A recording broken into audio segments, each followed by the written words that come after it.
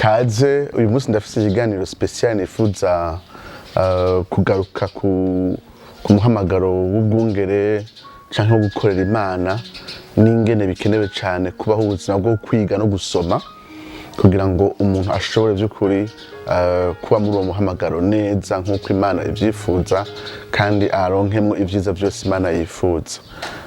Kimwe mu bintu bimaze kugaragara nuko ino muri Afrika hino mu Burundi hari ikibazo cyo kudasoma no kudakunda kwiga. Iyo umuntu ariko aritaba umuhamagara ashobora kwitwarira ikibindi ariko ugasanga ico cyo kwiga no gukunda gusoma no musi naza gutebera cyane ikintu kijanye no kwiga biciye mu gusoma ibitabo n'ingene bifasha umupastori mu buzima bwiwe bw'imhemu no mwibango ryiwe. Ivyo rero nkuko nakunda bivuga ugasanga biracari ikibazo ino muri Afrika na cyane ngaha mu Burundi. Kimwe mu byo twokwibuka nuko nimba ari abantu babiri bakomeye Imana yakoresheje mu isezerano rya kera no mu isezerano rishasha ni Mose mu isezerano rya kera ni Paulo mu isezerano rishasha. Uyu Mose ibitabo yanditse tuzi nk'ibitabo bitanu vya Mose kuva mu itanguro gushika mu gusubira mu vyagezwe. Uno muntu n'umuntu atahishurirwa gusa ku musozi ngo yumve ijwi ry'Imana, ni n'umuntu yakoresha ubuhinga bwo gusesangura bimwe mu byo yari yigiye yari yarashoboye gusesangura akiri ku kirimba ca Farao. Ubundi bumenyi bwinshi yashobora kwegeranya akuye muri kiriya kigobe c'Abarabu. Ibitabo bitanu yandika ubiravye ntibirimo gusa ubumenyi gusa yakuye mu ijuru, birimo ubuhanga no kwegeranya ubumenyi bwari bugize kahise ka kiriya kigobe c'Abarabu. Paulo dusanzwe tuzi nk'umuntu Imana ikoresha mu isezerano rishasha, nawe nyene tubona ari umuntu asoma. Kimwe mu vyo yandikiye Timotheo amusaba ngo amuzanire ibitabo cyane ibitabo vy'insato. Iyo ariko arandikira Tito canke ari mu gitabo c'ivyakozwe n'intumwa ariko araganira n'abafilozofe b'abastoicien n'abaepicurien, usanga ari umuntu hejuru yo kumenya ijambo ry'Imana yari umuntu asoma. Atari gusoma gusa isezerano rya kera ego yararize by'ukuri mugabo kandi no gusoma ibindi bitabo bimushoboza gukora neza ibango ryiwe. Rero bano bantu bose baratubera nk'akarero. Niyo mpamvu iyo umuntu ariko araja mu ibango ry'ubupastori cyaje gukorera Imana muri rusange akwiye kugira umwete agashishikara kwiga abiciye mu gusoma. Hari intambuko novuga nti zitatu zikomeye zikunda gutuma abantu muri kino gihe cacu badakunda kwiga biciye mu gusoma. Ubwa mbere novuga nti ni intambamyi ifatiye ku vyizerwa uko abantu batahura ibango ry'ubupastori. Reka uno munsi mere nk'uzanagaruka ku kintu c'ibango ry'ubupastori. Kenshi muri ino context yacu ndamaze kumva abantu iyo ariko baragereza kudekriva gutanga igicapo c'ico umwungere bamuvuga nk'umuntu yoroshe abana n'abantu neza, yubaka neza imigenderanire n'abantu, wa muntu afise umutima mwiza, yubaka ubugenzi vyoroshe, atanga ari serviable, umukeneye umwanya wose acaza, umuhamagaye hagati mw'ijoro acaza, umusabye ikintu bitamugora kwigora kugira ngo agigukorere n'ibindi nk'ivyo. Akunda abantu, umuntu w'abantu n'ibindi nk'ivyo. Kandi nivyo, ariko ico ni igice kimwe mu bigize umupastori, mu bigize umurongozi, mu bigize umwungere. Paulo ariko yandikira ibyo twita erika abandi bapastori Timotheo na Tito nabo bari abapastori, ibyo twita ama epitre pastorale, ariko aravuga icari co umuzezwa shengero. Atebera cyane ingene akwiye kuba ari umuntu atahura ijambo ry'Imana, ari umuntu ashoboye kwigisha, ashoboye kuzigamira guteramira ukwizera kwiwe no guteramira ukwizera kw'abarongoye.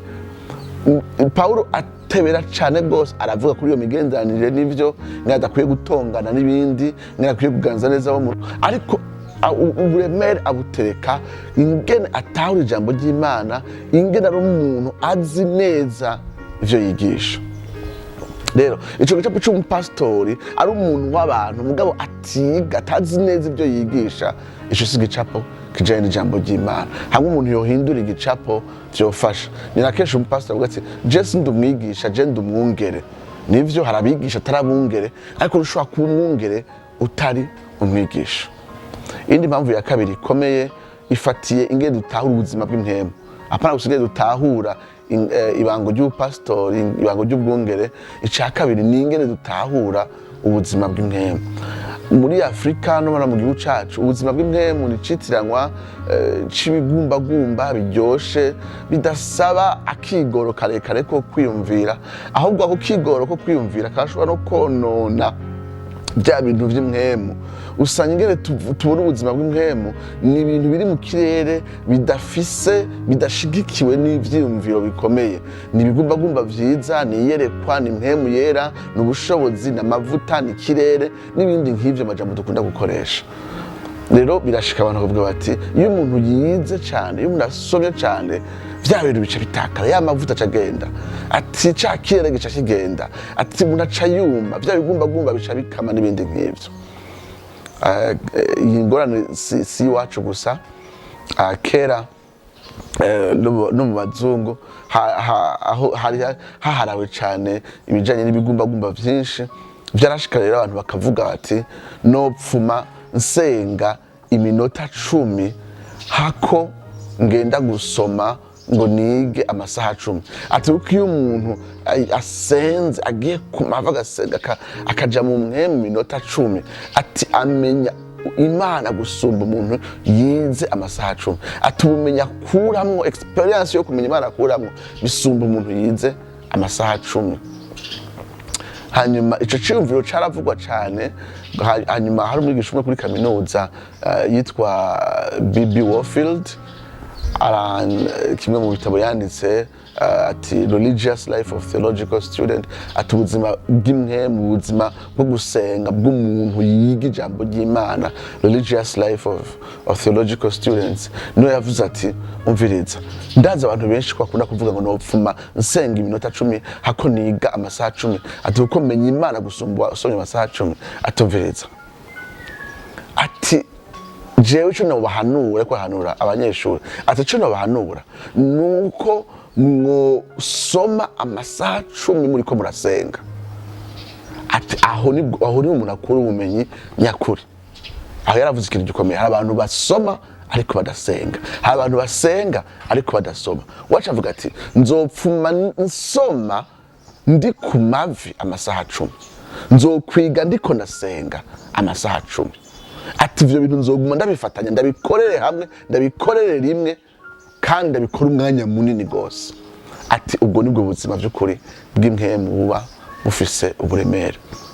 Bwa gatatu buja indi ntambamyi tubuza gusoma ijanye na bino bihe vyacu vy'iterambere, ijanye no guhanahana amakuru, aho hateye imbere ibintu vyinshi cyane dusanga en ligne, ibitabo dusanga en ligne, ubu blog, ubu site, ubu article, ubu devotion, ubu application. Hari ibintu vyinshi cyane umenga harabayeho ivumbuka ry'umurindi wo gushira ku mugaragaro ibintu abantu bashobora gukoresha mu kwiga, ariko ugasanga abantu ntibabikoresha cyangwa batora utuntu duke.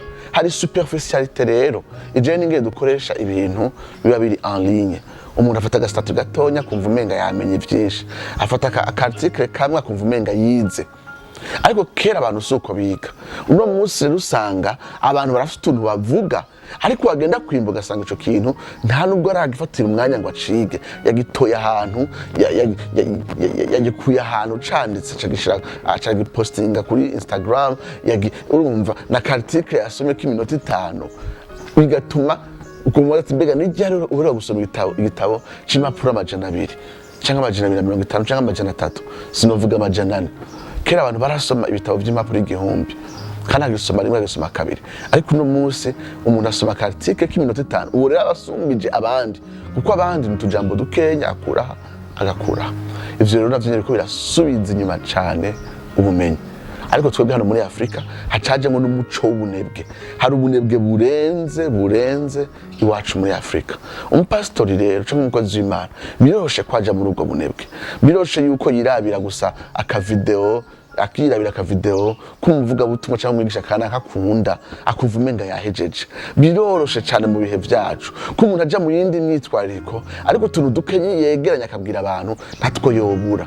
Byukuri ivyo birasubiza inyuma ugukura ku mupastori, birasubiza inyuma ugukura ku mwungere cyangwa ku mukozi w'Imana uwo ari we wese.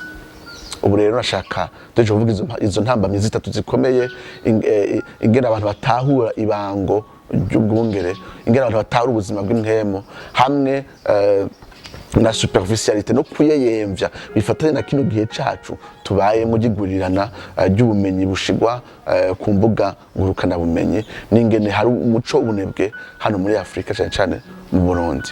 Ubu rero nashaka mvuge ibintu bibiri bikomeye twunguka iyo twize, iyo dukoze bya bindi bibi Warfield yatubwira ati nzopfuma niga nsenga amasaha 10 ku munsi. None twunguka iki? Ikintu cyambere twunguka nuko ubuzima bwacu bw'impwemu turakura mu buryo bw'impwemu, ubuzima bwacu bw'impwemu buragira akanovera. Oya, ntibitakaza akanovera. Iyo umuntu asenga kiga, asoma asenga, ubuzima bwiwe burakura, umupastor arakura, umukozi w'Imana arakura. Nimba ari ikintu kibabaje ni kubaho uri kurakorera abandi ariko utagikura mu buryo bw'impwemu, ni kubaho vyitwa ngo uriko urarongora abandi ariko warahagaritse gukura mu buryo bw'impwemu. Ariko umupastori akeneye kwamana ubushasha, hamwe uhagaze imbere y'ishengero akumva ufise ubushasha. Iyo uri kuravuga Imana, iyo kuravuga umusaraba, iyo kuravuga ijuru, iyo kuravuga ivyizigiro, iyo kuravuga mpwemu yera, iyo kuravuga ishengero, iyo kuravuga ingabire za mpwemu yera, iyo kuravuga igihe cera, iyo kuravuga kwa Yesu, iyo kuravuga iremwa, iyo kuravuga ikintu cyose kivuga ubusabane bw'abera, ikintu cyose ukakivugana ubushasha. Umwanditsi yitwa John Piper ico gihe ari umupastori, hanyuma yandikanye igitabo n'undi professeur w'isezerano rishasha yitwa D.A. Carson. Ico gitabo citwa Pastor as a Scholar and Scholar as a Pastor. Ati umwungere nk'umuhinga, hanyuma umuhinga nk'umwungere. Ingene umwungere akwiye kubaho nk'umuhinga, ingene umuhinga akwiye kugira umutima w'ubwungere. Kuri page ya 50 y'ico gitabo Piper avuga ijambo rikomeye, avuga ati umunezero nyakuri wo mu Mana, kunezererwa Kristo vyanduruka mu gutahura neza Imana, gutahura neza Kristo wariwe. Ati umuntu ashobora kunezererwa ikintu adatahura, biba ari ibintu byo mu kirere. Atariko umunezero nyakuri wo muri Kristo ufatanya no gutahura no gukura mu bumenyi, umuntu atahura by'ukuri Imana nk'uko iri. Ahandi hantu aravuga ati reka ndabwira ikintu kimwe, ntituzonezererwa Kristo gushika tumutahuye nk'uko ari, hanyuma ntituzomutahura nk'uko ari gushikaho tumwiyumviriye ko mu buryo bwimbitse. Aya majambo yose arafatanya: umunezero, kunezererwa Kristo, kumwiyumvirira ko correctement, hamwe no kwiyumvira profondément. Ati ntushobora kunezererwa Kristo utamwiyumviriye ko nk'uko ari, kandi ushobora kugira ivyizerwa vyo kuri Kristo igutafasha kigoro ko kwiyumvira profondément mu buryo bwimbitse. Rero iyo umuntu asoma ikintu cyambere yunguka naho kanovera no gukura no kuryoherwa Kristo. Umuntu umupastori ntarondera gukura ubwa mbere, ntasoma kugira gusa cyane ubwa mbere kugira ngo agire ivyo abwira ishengero rimwemere. Umupastori, umukozi w'Imana arondera gusoma, arondera gusenga ubwa mbere kugira ngo akure mu buryo bw'impwemu kandi anezererwe Kristo. Bwa kabiri, iyo umuntu yiga biciye mu gusoma, ingene akorera Imana birahinduka. Ubumenyi ariko akura muri uko kwiga no mu gusoma birahindura ingene akorera Imana. Hari amakosa abandi bantu bakora badakora, hari amakosa yigeze gukora adasubiramwo. Birababaje gushura kumara imyaka wiyumvira ngo uriko urakorera Imana, kumbe wibereye mu kutamenya, ukaza gutora ubwenge heza imyaka 10 n'ingahe ugasanga ibintu wakoze byara amakosa. Ivyo sino kubwira kangahe baza gushikira abantu benshi, naje biramaze kushikira nkisanga ari amakosa nakoze mu gukorera Imana. Iyo umuntu akunda kwiga aguma akosora, iyo umuntu atiga ntamenye ibyo akosora abandaniriza mu makosa kandi atumwanya nta mwimbu by'ukuri ugaragara umwe wa mwimbu Imana ibishaka ketse wa mwimbu umuntu aba yibonera yishakira ariko umwimbu w'ukuri bisaba ko umuntu aguma atera intambwe mu kumenya. Ubu rero ko twamaze kubona intambamye tukabona n'akamaro ko gusoma mu mwanya uri imbere duce tubandanya tuvuga ati mbega umuntu yosoma ibiki kugira ngo nce ndabapropose ibitabo niyumvira sinovuga ngo ni byose ariko ibitabo novuga nti by'urufatiro bisanzwe umuntu n'abanditsi umuntu akwiye kwibandako ariko arasoma. Murakoze.